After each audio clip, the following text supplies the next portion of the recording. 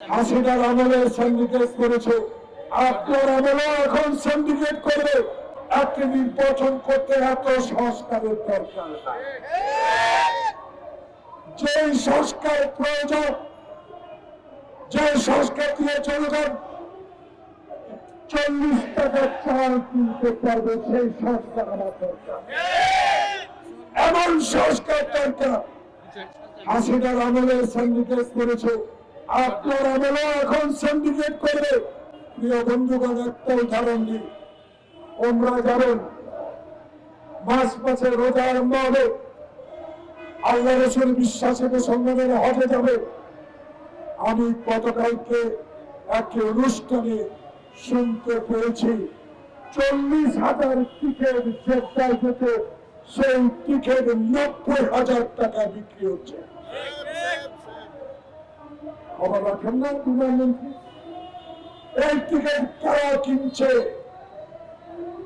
100-200 ticket এই সিন্ডিকেটরা কিনে অফিসে জমা রেখে এই টিকিট 40,000-45,000 টাকা কিনে বিমান থেকে 90,000 টাকা বিক্রি করছে। উপদেষ্টারা কি করেন? গোয়েন্দারা কি করেন? খবর রাখেন না? খবর রাখতে হবে। এই সিন্ডিকেটটা এখন হাসিনার নয়, হাসিনা তো হিন্দুস্তান।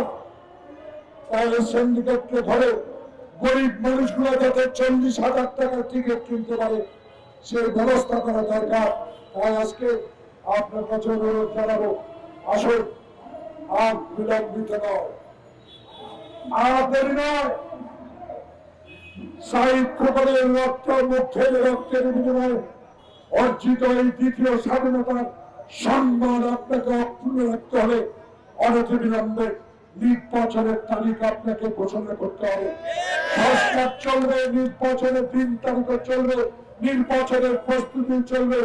অনেক কথাই শুনি, সেই কথাগুলোর উত্তর সময় মতো দেওয়া হবে।